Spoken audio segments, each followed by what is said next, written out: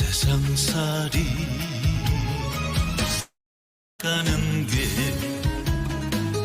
왜 이리도 힘이 드나요?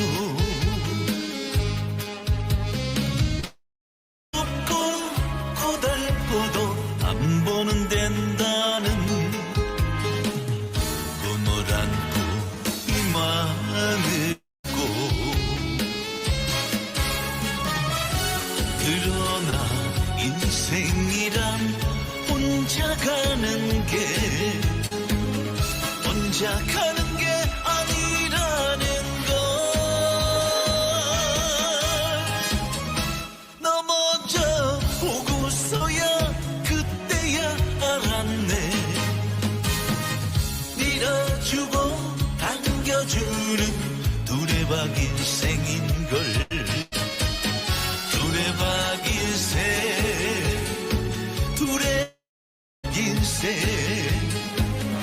우리 인생 두레박 인생. 아, 내가 밀어줄게요. 당겨주세요. 우리 인생 두레박 인생.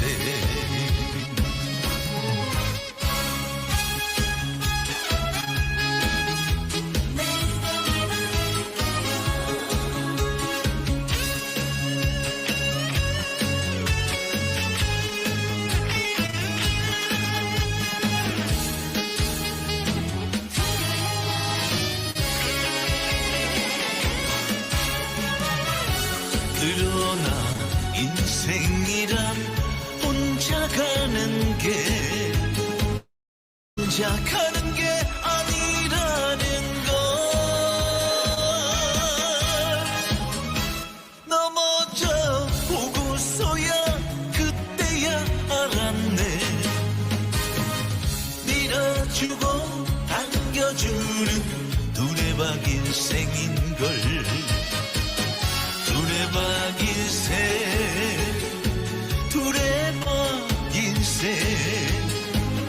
우리 인생 두레박 인생.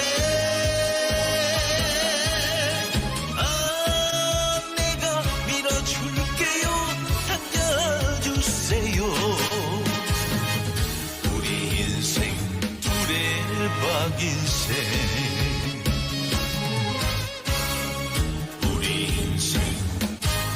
두레박 인생.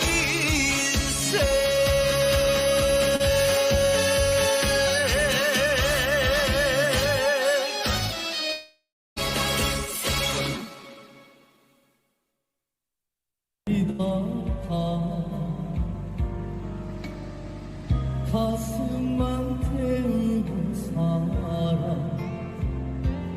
어제 기다림에 오늘외로 그리움에 적셔진 긴 세월. 이렇게 살라고 인연을 맺었나. 차라리 저 멀리 둘걸. 미워졌다고 갈 수 있나요? 인연아 찾아올까.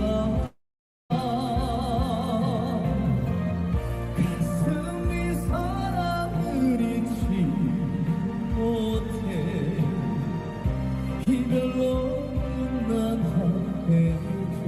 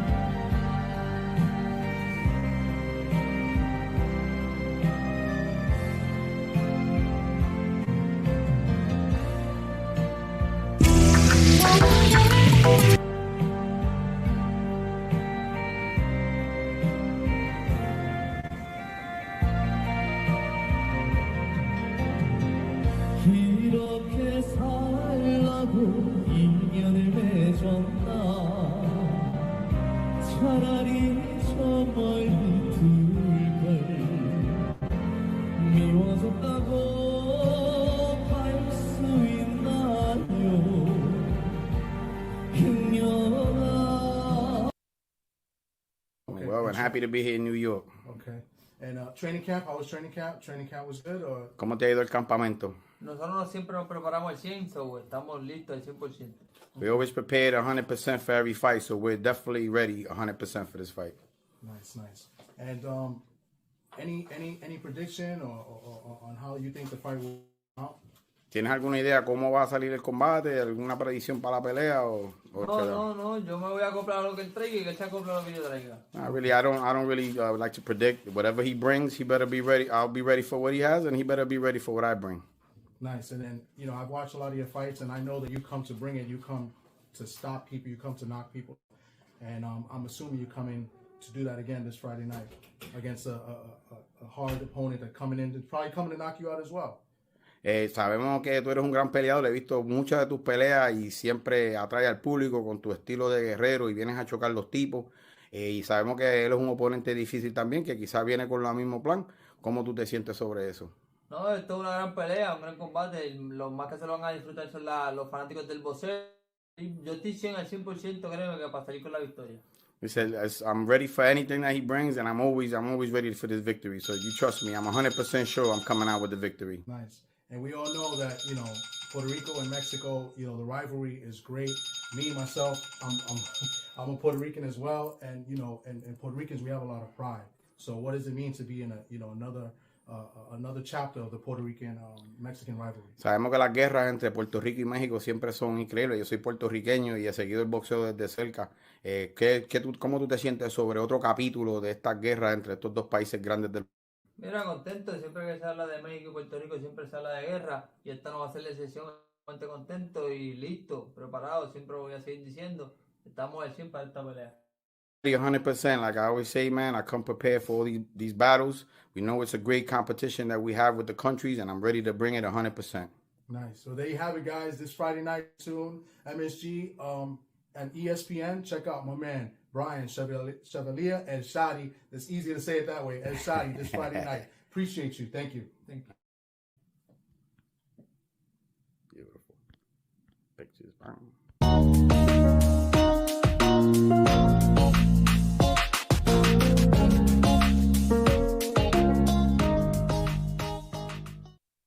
People in the press were always being denied the access. So you're not going to write a negative story about Top Rank, or when you apply for that credential, you're going to get deaded. You know, Mm-hmm. you're not going to write about, because, you know, the wolves have ears, you know, and I've seen it firsthand. When we was at Boxing Talk, main events, and you're lucky I'm sitting down because you probably see something else bigger too.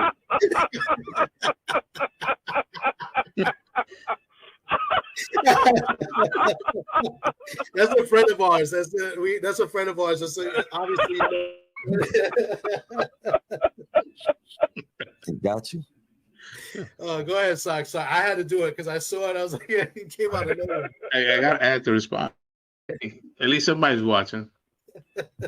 We got a lot of people in the house today, Sock. So behave yourself, right? No, I mean, like I was saying, I mean, biases has existed because I think, like, we need access to these fighters, and if you're, you know, not writing fluff pieces, you know, it's very easy to get denied or get blackballed.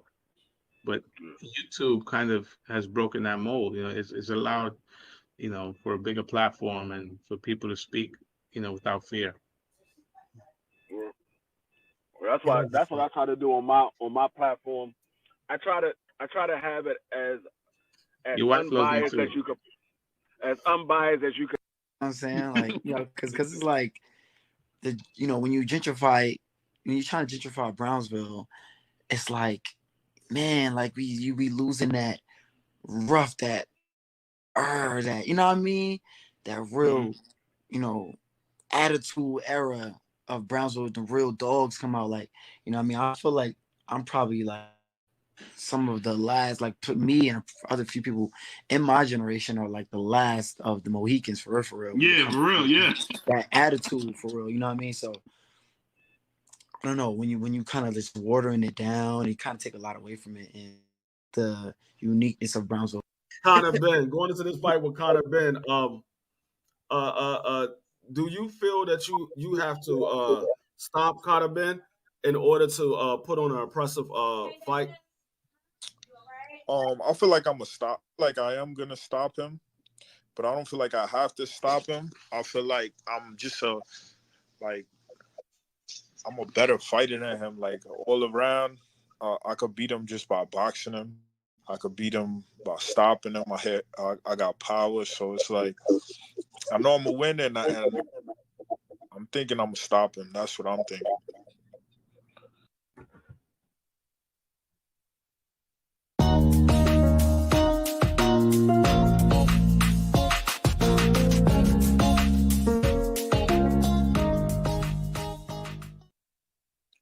What's good? What is good? Today, it's Sunday, January the 28th. This is Championship Sunday for the NFL. We got the AFC and the NFC championship game today. Usually I go live every week around at Friday night. Did not do it this past week. Usually me and my co-host Socrates Palmer and D Free, we do our football picks.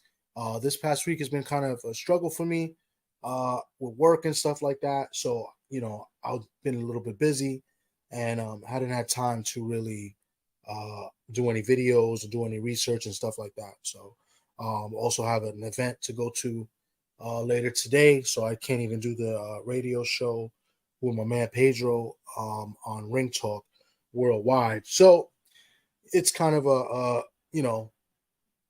day off or a weekend off for me as far as this content creating YouTube thing. But to be consistent with the NFL, we've been doing the picks every single week and we've been doing the playoffs.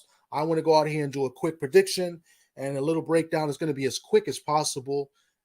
I have to get up and go.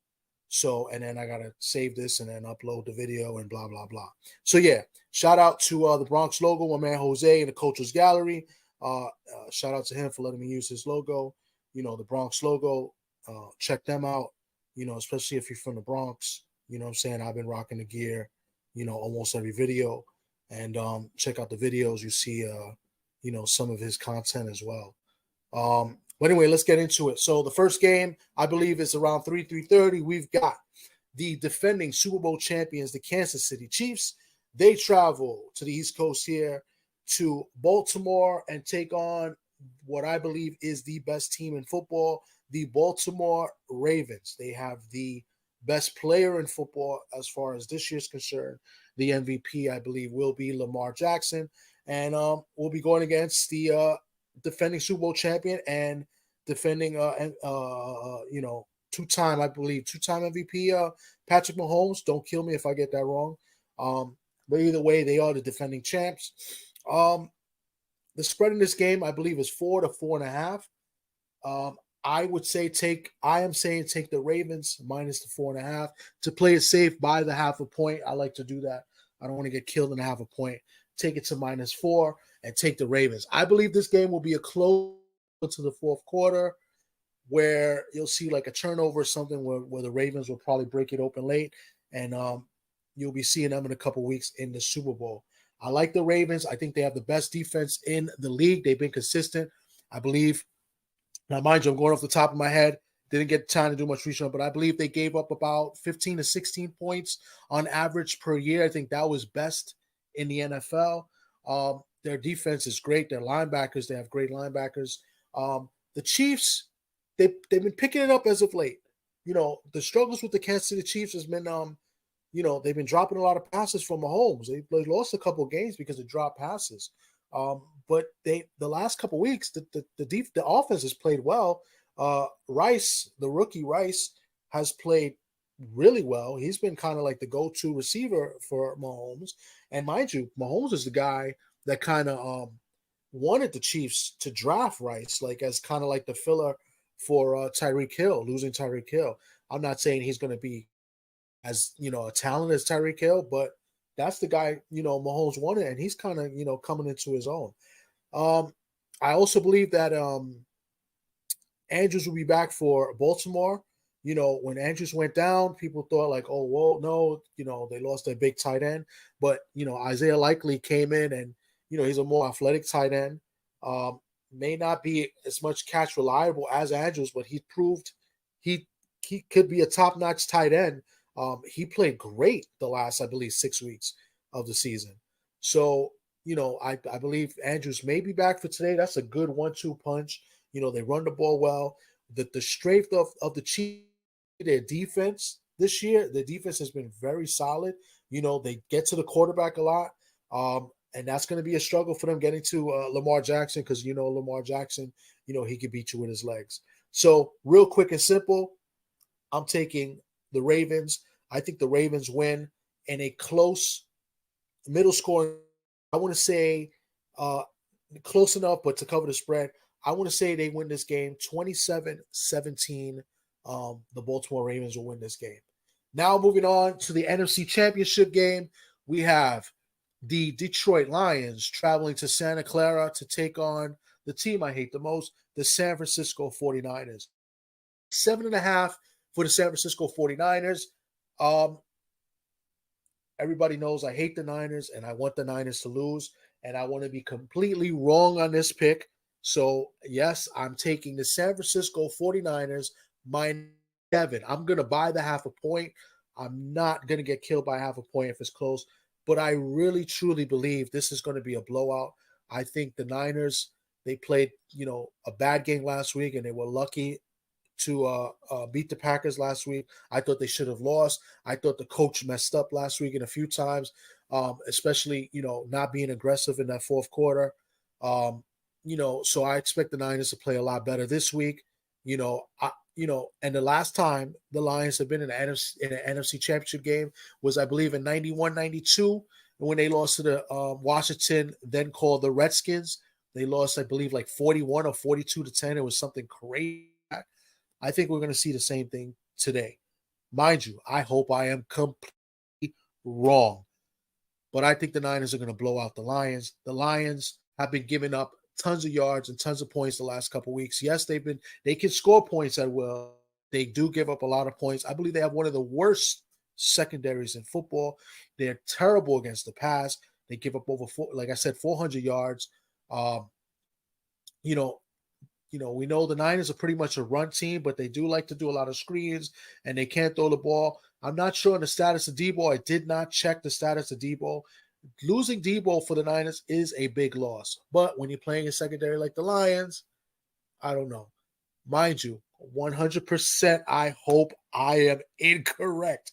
I want the Lions to win badly, but I think the Niners are going to win badly.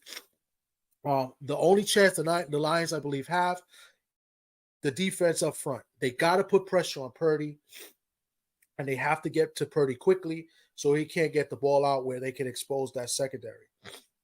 Also, the Lions' offensive line has played well this year. They have to play very well in this game. They have to protect Goff. When Goff gets rattled, he turns the ball over. And if you turn the ball over against the Niners, they are going to kill you. And that's kind of what I see happening in this game. They have a good running backs, Montgomery and Gibbs. They can run the ball. Like I said, that line is good. I need Hutchinson of the Lions to play the best game of his career. I know this is, I believe, his second year in the league, but I need Hutchinson to ball out. I need him to get there, put pressure on Purdy, because I personally, it's not that I'm just a Niner hater, but realistically, I don't think Purdy is that good. I think Purdy is good in the system that the Niners play. I just don't think he's good. Last week proved it yet again. He makes bad decisions, and he makes bad throws, even when he is protected. So I need Hutchinson to put pressure on Purdy, make him think a little bit, make him make mistakes, and I think the Lions, could win if that happens, because I believe the offense will score some points if they could protect. But other than that, I got the Niners, blowing out the Lions, and I got the Ravens. I got both home teams winning and advancing to the Super Bowl. We'll do a Super Bowl, prediction, when the time comes. I'll tell you right now, out of the 4 teams, I'm picking the Ravens to win it all. I wouldn't mind the Lions winning it all, but I don't have the Lions even going to the Super Bowl. But as you know, as proud Seahawk fan I am, it's anybody over the 49ers. So that's all I got for you today. Quick, Hopefully you guys enjoy your Sunday, enjoy the championship games.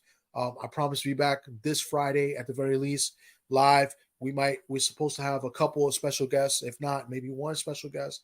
And we'll do our thing. We'll talk our sports. We'll recap the games today.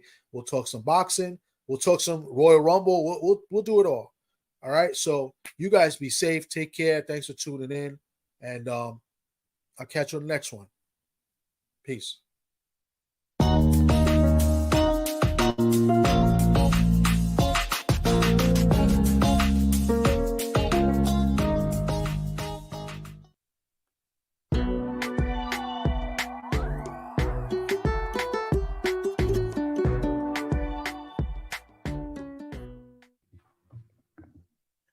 All right. What's good, everybody? What's good?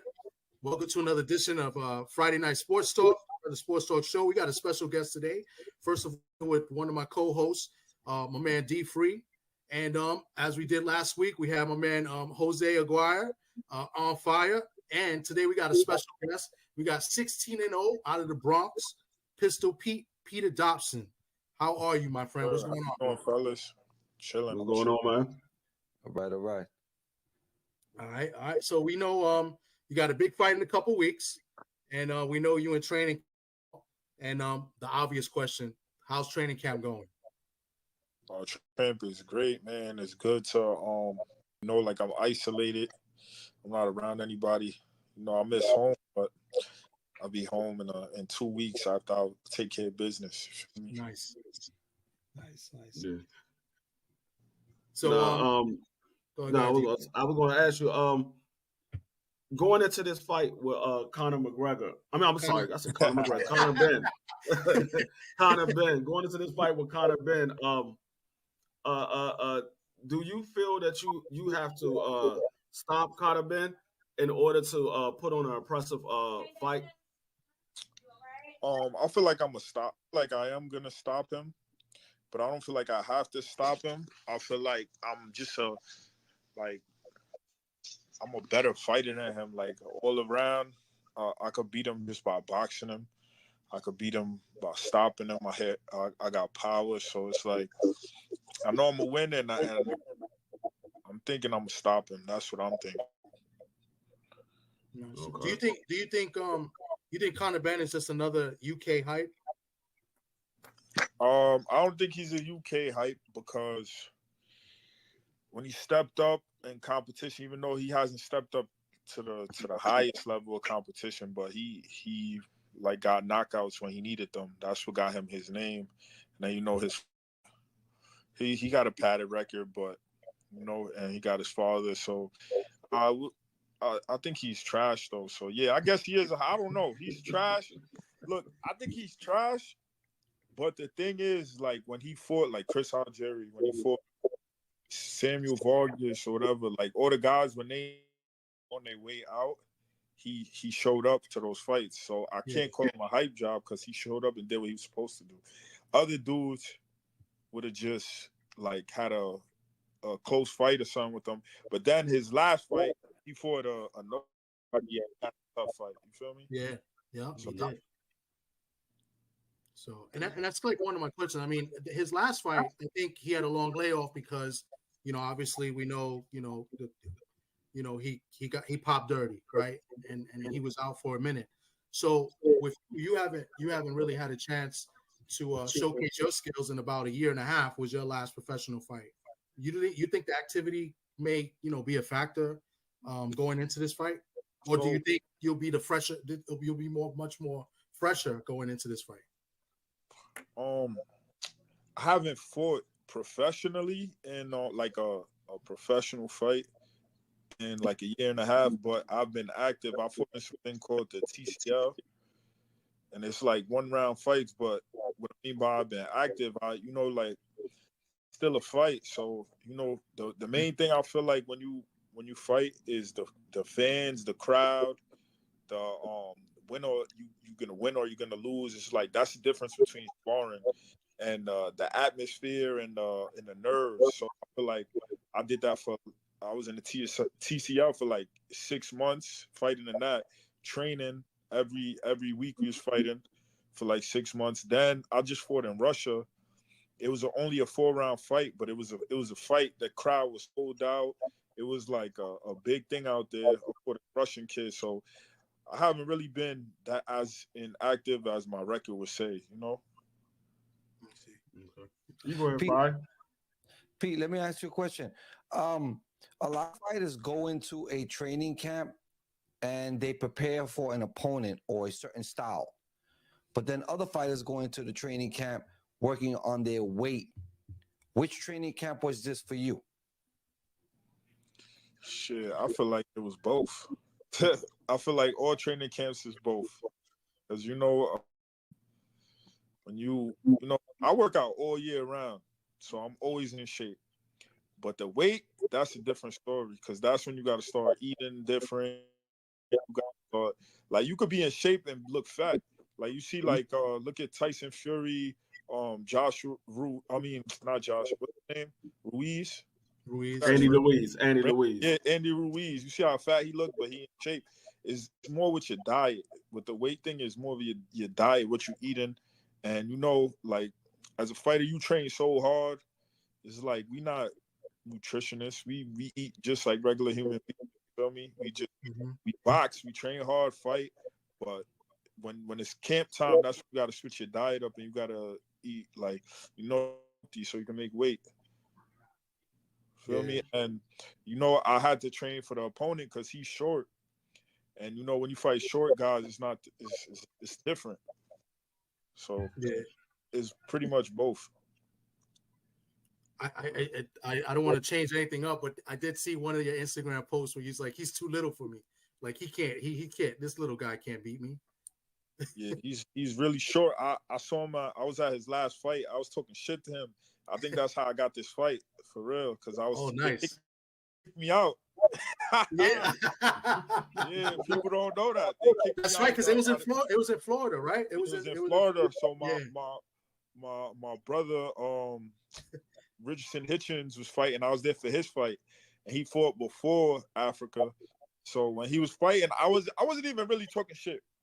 I was giving his opponent instructions, and his opponent was listening to me, and they got mad and they kicked me out of the thing.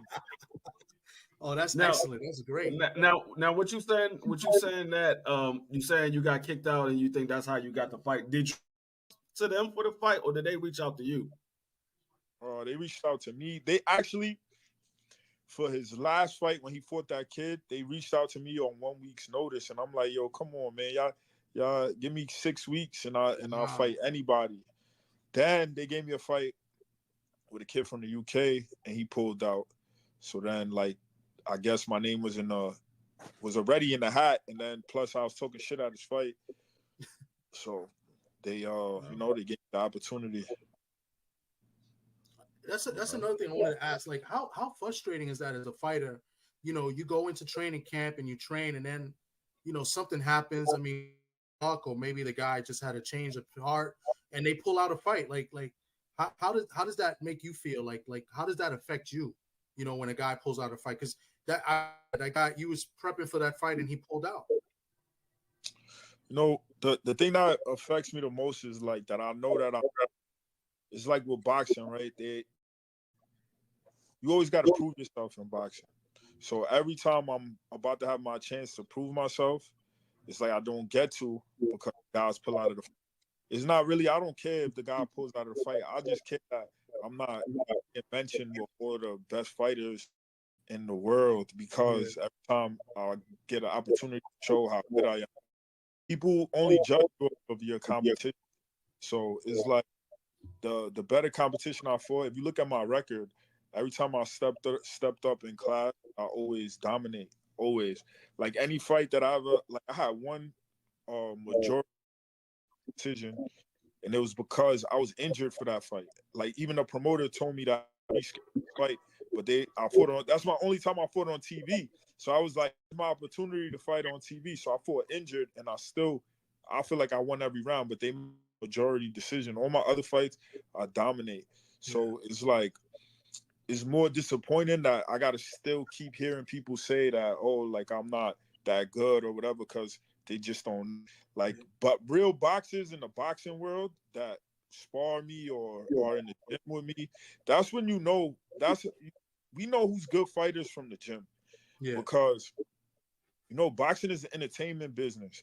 So there's fighters that are on TV and they got a hype and they got all of this, but in the gyms they get their ass beat. So everybody who's in the gyms knows that they're not as good as the media is portraying them to be. I'm the opposite. I'm one of them fighters that they see me in the gym and they know I'm not good. That's why guys. Oh, that's dope. That's what's up, man. Jose, you got something? Yeah. How are you going to prepare to over there? You have a lot of negatives against you. You're going to go over there to his hometown, his fans, the big lights. How are you prepared to handle this? Nah, he's coming. Actually, yeah. It's in Vegas. So he's finally coming to my back. He's finally coming out of Vegas. Yeah, you got him out of there. That's good, man. Tell me how you're gonna go to Vegas anyway and be able to do your thing against Conor Ben. Well, Vegas, I lived in Vegas for a year. I was training at gym, so that's like, I wouldn't say my second home, maybe my third home, because my second home is Florida. But I got a name in Vegas already. I fought on the undercard of Pacquiao and Thurman. I fought a 16-0 guy on the B side. I knocked him out. So like I feel like, you know, Vegas is my third home. You feel me? Nice. I feel like I got the hometown advantage, and you know we fight in America, and I got the American advantage. And I feel like he's green. He hasn't been enough. I've been boxing for 17 years at the highest. I've been in the ring with the highest level, and it's like it's just another day in the office. It's a different patient, same prescription. Feel me? Yeah. Now, go ahead. Go ahead, Thomas. No. Go ahead, D. Now, I was going to ask, you getting a win over Conor Ben. What does that open up for you, getting a win over Conor Ben? It opens up the door that I've been trying to get for the last 9 years. I'm trying to get with a big promoter, and after I stop Conor Ben, Eddie Hearns, I'm gonna be with Eddie Hearns, and from there, it's just big fights from then on. You know. You got no more best kept secret. Exactly. So this fight is at 154. You got any? I mean, after you beat Conor Ben, anybody you looking at 154 where you know? Nah, the fight is at 150. Oh, so it's okay. They were gonna try to do it 140. They told me 147, but then they switched. First it was 150, then they told me 147, and then like last week they told me 150 again. So wow, okay, yeah, okay. I didn't know that. I thought it was okay because I think it wasn't Ben's last fight at 154. Yeah, his last fight was at 154, but this one's at 150. I'm a 47 pounder. Yeah. Everybody thinks I'll fight at 54 because. You know how I say my fights always get canceled? It's crazy. My pro debut got canceled. My pro debut, we weighed in and everything. The next day, the whole show got canceled. So they took 2 fights from the show I was supposed to fight on, my fight and these other kids' fights, and they moved us to another card. And they said because y'all weighed in already, y'all could come in at 154. So we weighed in again at 154 when we already weighed in at 147. It was just like we weighed in 2 days in a row. Weighed in, then the next day the fight got canceled. Then we weighed in again and fought the next night. Oh wow! So that's why people think I'm a 154 pounder, but I'm really a 147 pounder. And anytime I fought like over 147, it's because my opponent. Because you know if your opponent can't make the weight, you gotta fight him at a higher weight. Okay. Wow. You know, what was I going to say? I had a thought and I just lost it. Beating Conor Ben, I like your way of saying F you to kind of like the boxing establishment because, you know, the boxing establishment is kind of like, you know, it's been tough. You know, I've looked at, you know, here and, you know, with the people pulling out of fights and the delays and weights and stuff like that. I mean, this is like, you finally getting into the, opening up and coming through the door and saying, F you, I'm here. You know what I'm saying? Like, do you think that way? I don't take it like that. I take it as like, because like I believe in God, and I talk to God, and I feel like God had this, like, they always say it doesn't happen when you want it to happen. It happens when it's supposed to happen. And I feel like it's perfect alignment, like my story, everything, like how this perfect opponent, perfect everything, like it was God, like this was God's plan. And that's why, I'm not, it's not a fuck you. Every successful person in life goes through shit. You can't be successful unless you go through shit. So I went through my shit so I could be here, and I'm gonna be here for a long time. That's what's up. I like that. I mean, FU is kind of a little bit harsh, but from the Bronx, we kind of. But reason I'm not saying FU. I know what you mean by that though. Yeah. I'm not mad. That's what I'm saying. I'm not mad. It's more like when maybe like a year ago on that time, and I was mad. I was angry. I was a different Peter. I was angry. I had that fuck you energy, but that shit wasn't getting me nowhere. So I just switched my energy to like, yo, I'm gonna just put all my faith in God and do things. And if you can't, bad stuff can't keep happening if somebody who's consistent. Feel me? Yeah. And I stay consistent, and now everything is lined up. It's like a grand slam, about to be a grand slam. You feel me? Yeah. They exploded. That's what's up, man. What's your amateur background? Tell the viewers about your amateur background. My amateur background, I don't even remember my record. I probably had like 50 amateur fights. But I fought open like right away because I started boxing at 6. My first fight was at 17. So, and then I had to go open. So like I got like 50 fights, but they all open. And I fought most of my fights in New York. When I won the Golden Gloves in New York, I had to fight 6 times. People in other states, they fight like 2 times and win the Golden Gloves. That was at 47? That was at 52. At 52. Yeah, I fought at 56. 56? Yeah. So we got 2 Golden Glovers up here. Like, Jose, you won the Golden Gloves, or you was a finalist a couple of times? Finalist in 1998 at 140 pounds against Gabe Bracero. Okay. Oh yeah, Gabe is my man. Gabe Bracero, a lot of talent there in that kid, but Nice. Let me ask you this question. I don't know. I'm interested in. What do you think about the Team Combat League? Your experience there, like, how was your experience with Team Combat League, and would you do it again? Would you recommend it? I mean, it was the first year, so it had its flaws. I don't know how they're doing it this year, but I would do it again. And if I don't do it again, I wish them all the best, and I hope they blow up.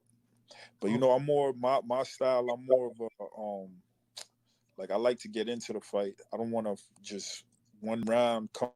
Like I like to settle down and get a feel for the fight. Like I'm more of a like seasoned pro. Yeah. And that's for like, I think that's more like you got to start fast, like kind of like the amateurs. You feel me? Because the amateurs you only got 3 rounds. You only got 1 round. So they just coming out swinging. That's not really like my style. You feel me?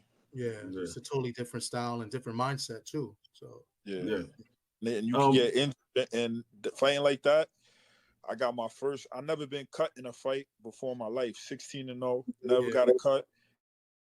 My first fight in that, I got cut because they come crazy with their head. I got headbutted. Yeah, I saw that. That's crazy. Let me ask you. I had a question that I wanted to add. It slipped my mind. Yeah. Hey, it literally just slipped my mind. That's what I want to ask you. You said you fight at 47. Now you making it kind of been. Is there anybody in particular that you looking to fight next, or you just want to take whatever they give you? I'll take whatever they give me. feel like Connor's I'm focused on Connor Ben right now. After this, I want the whole 147 division, whoever they give me. Nice. You know,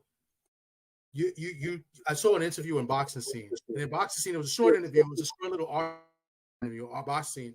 And it seems like you got a little bit of respect for Conor Ben. Like you told it like it is. Like you said, he's out to prove himself too after what had just happened. You know what I'm saying? But that he's too green for you. You know, and that Conor Ben just can't fuck with you. So obviously, you just said early on that you was helping the other guy he was fighting in Florida. You see some weaknesses in his game and in his arsenal. You feel like you're going to capitalize. Yeah, I feel like he's green. He didn't put enough time into the sport. He's athletic, got fast feet, he got power, got fast hands. But when you get to a certain level, you need more than that. Feel me? You need ring IQ. You need a jab. You need how to set shit up. You know, how to what's it called? Like, damn, what I'm trying to say. Pace yourself and stuff like that. Like he don't have enough experience to know how to do that. Like if you look at all his big wins, they just fast knockouts in the first, second, third round. Like he's just athletic. He's like a basketball player who could win a dunk contest but don't score in the game. Feel me? Yeah. Like totally he got good. all the bungees in the world. Like he could dunk through 360, all of that, but he's not very skillful. You feel me? He just I was going to ask you, you just saying that, are you planning on taking Conor Ben into the deep waters, or you looking to expose him early? Whatever comes. If I expose him early, I know he got a lot of flaws, so that's why I won't say I'll take him to deep water, because he jumps in with his chin up and he tries to bang, and like I think I'll get him out of there early if he come fighting me like that. Feel me? Oh, go ahead, Jose. Sorry. You mentioned fights and taking those fights that come your way. If you beat Conor Ben, you'll be able to pick and choose your fights. Is 154 an area where you would venture for big fights? If it makes sense, yeah. We fight. A fight is a fight. The only difference is what you getting paid. Feel me? So if they paying me right, I fight at 54. Yeah, because it seems like that's a good question, because and that's why I thought it was at 154. At 154, it seems like a lot of named guys are more at 154 than 147 right now, because there's been talk about Bud moving up to 154, Spence moving up to 154. You kind of have all the guys at 140 looking to come up to 147. So that's a good point. So like, but you don't have any guys in particular, or you just, I mean, it makes sense. Your main focus would be Conor Ben, but anybody in particular that you see, like, like I could get in there and I could beat that guy, like, Not anybody that comes off mine. I'm not really thinking about none of these guys, man. Mm-hmm. Nice. All right. One of the questions I was going to ask, I told you I was going to ask you, I want people to know, because, I already said where I was from, but what part of the Bronx are you from again? I'm from Throgs Neck. Throgs Neck, yeah. Yeah. I'm from Throgs Neck, like in Parkchester area. Yeah. I used to live in Parkchester, and then my mom moved me to Throgs Neck. I grew up in Throgs Neck, but I'll be everywhere in the Bronx. Bronx River, freaking. I used to always be in Forest Project, like. Boom, and that's what I was gonna ask you next, because Pistol Pete, is that after the Pistol Pete that we know in the Bronx? Nah. Okay, because all right, because from Forest. Nah, I'm talking about from the. I got mine from the basketball player. I used to play basketball, but. The Pistol Pete. I got a lot of respect for the Pistol Pete from the Bronx. Me and his father are like close friends. Nice. Oh, that's what's up. Like family. Yeah. Okay, all right. Yeah, because you said Forest Project, so I know some of the people from the, I guess, the old terror spot from Forest Projects, but yeah, man. But I used to play ball in Forest Projects basketball team. Bingo's All Stars. Oh wow, nice. Yeah. So you're just all around athletic, right? I mean, it's that not was my first sport, basketball. Oh, that's what's up. And what high school you went to in the Bronx? First I went to Al Savior Lutheran. Okay. Then I hated that school. And then like when I went to Lehman, but when I went to Lehman, I ain't even go to no classes. And then I just got my my GED. I got my GED. When I turned 17. Did you play any sports in Lehman? Because Lehman used to be nice and full. Nah, that's when I made the JV team without even trying for it. The coach just put me on the team. Oh wow. Then he looked at my grades, and it was like the stop sign 55. I mean the speed limit 55. Nice. So, and then that's when I found boxing though. Around that time is when I started boxing. So then I just started focusing on boxing, and then like I had got in trouble in school. I got kicked out of some program to get credits. Yeah. And then the next year, the vice principal in Lehman, he's like, "Oh, I'll let you in." He's like, "I'll let you back in, but you got to get in trouble again. You got to get your GED." So I'm like, "All right, bet." And I got in trouble again. So, wow, but nice. I'm thankful he did that, yo. Yeah. Because it saved me a lot of time, a lot of headache. I just went past that and focused on boxing from there. What is I'm sorry, I know I'm taking all the questions here. I'm sorry, guys. But what was the first gym you went to? In the Bronx? Morris Park. Morris Park boxing gym? Okay. Yeah, that's where I started. Nice. Okay. That's what I was gonna guess, but I just wanted to hear. So okay. I wonder when I won the Golden Gloves, I was training in the basement. Then like by 174. Damn, I forgot.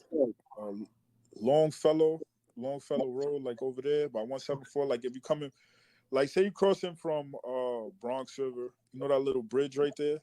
Yeah. And you going up 174, and then you make a left on Longfellow. I was on that block. My trainer used to have a gym in his basement. And I won the gloves out of that shit. Yeah. I used to hit my head on when you get hit with a good punch, you hit the wall because the ropes are so close to the wall. Wow. Yeah. These are stories that you're going to be telling like when you become world champ. You know what I mean? So yeah, I wish I had video of it because at that time too, a lot of good fighters were training in his gym because they had Webster PA down. So they all came to Mousie's basement. You feel me? Yeah. But they weren't there for that long though. But it was like good work there. Everybody was coming there for work. Oh, that's dope. All right. You guys got anything? 147. If you beat Conor, would you consider facing Boots Jerome Ennis? I'll fight anybody at 147. It's my weight class. That's what's up. And have you been to any of the fights at 147 of those guys? I mean, at 147, a lot of the guys are kind of like, they kind of up, new. After Boots, it's really, you have Barrios there. They're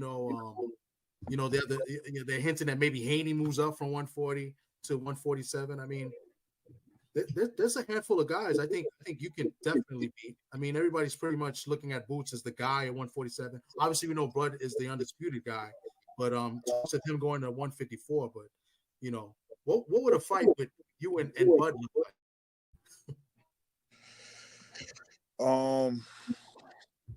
I sparred Bud before.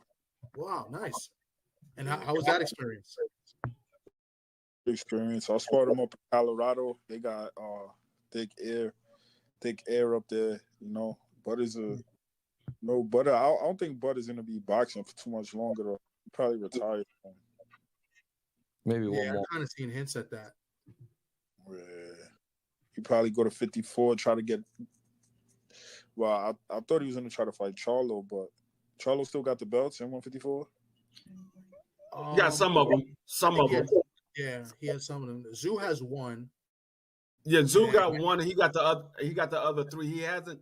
They said something about dropping. I believe it was either the WBC or the WBA, but he hasn't dropped that yet. So he still has three, and Tim Zoo got one. He got the You know WBO. why I move up to 154? Because a lot of my friends fight at 154, and I be seeing them when they get on the scale. They be weighing like 190, and they come down from 190 down to 154, and I don't never weigh that much. So I'm like, nah, that ain't my weight class. And then it's funny because if you notice, after 147, the gloves go up to 10 ounces from heavyweight. From 154 all the way up to heavyweight is 10 ounces. They know that the 154 pounders is coming from 200 pounds. That's how they make them switch their gloves. Yeah. Wow. But yeah, because I was thinking about going to 54, and then like I got like a couple friends that retired, but they were good back in the day, and they used to weigh like 190. I'll be sparring them like, yo, this dude is big as shit. Wow. No. Yeah. All right. Well, I don't have anything else. I mean, if you guys got anything, I mean, we don't want to keep you too long. You know what I'm saying? So, D3, Jose, y'all got anything? I mean, we'll let the champ go on his way and keep preparing for his next fight. You know what I'm saying? So, No, I don't have anything else. What's up, Jose? Jose? I'm sorry. No, I'm good. I appreciate the time. All right. Thank you for having me, man. Nah, man, thank you. Appreciate you, donating us some time, so your valuable time. This is major, and I look forward to talking to you again after your win. In a couple of weeks. So, at the end of this, we're gonna let you sign off. Maybe you wanna let us know how people can find you, and then we'll sign off after that. You can find me on the gram. That's where I'm most active at, and you can find me February 3rd on Dazen live, winning my first second televised fight, because they always keep me off of TV. You feel me? That's crazy. And I'm looking to put some money on you. It's a big come up for us. Yeah, that's a big come up. Everybody put your money on me. You want to come up? They trying to play me. So this is the time for you to strike. It's like Bitcoin. Feel me? Yeah. Don't miss out. If you missed out on Bitcoin, don't miss out on this. Absolutely. I already put in. I know I'm putting maybe. I'm not even gonna tell you what I'm gonna put on it, but I'm looking for a nice little. So yo, my phone been ringing all day. One of my put his house up. Like literally, he said he put it like to get the money to put it on me. Wow, that's a big come up. And that's my trainer told me he's putting 50 bands. Wow, you know the odds in the fight? I think I'm 5-1 or something like that. I think it went up more. I think I saw 630. So that's 6.3. So for 100, you get 630. Yeah, sure. So that's a nice come up. So and I feel confident. So, and I know you feel confident. So, and you being on here being confident gives me more confidence. Yes, sure. Yeah, but once again, man, I really appreciate this. This is great. We're gonna share this and help promote the fight. This is huge. You know what I'm saying? And I wish you the best of luck. You know what I'm saying? And thank you. Thank you guys for having me, man. Appreciate you, P. Have a good training camp. All right, man. All right, man. You be easy. Be safe. Thank you. All right, bro.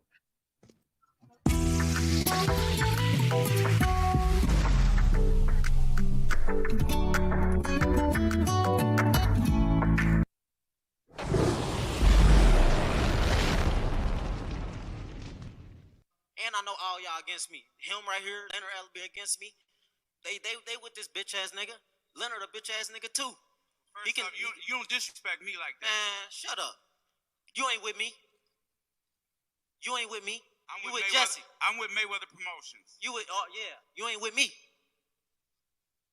I'm a real one. I'm a real one. See you later, guys. Thank you so much. Jongri Munyi, 감사합니다. Leo, Sir Thomas, thank you so much. Co-host. Shut that soft ass shit up, man. You ain't with me. How about this? Like I said, Leonard, you Sis ain't. Miss V, Sis Janeline. Thank you, everyone. Sir Thomas, thank you. Bye-bye.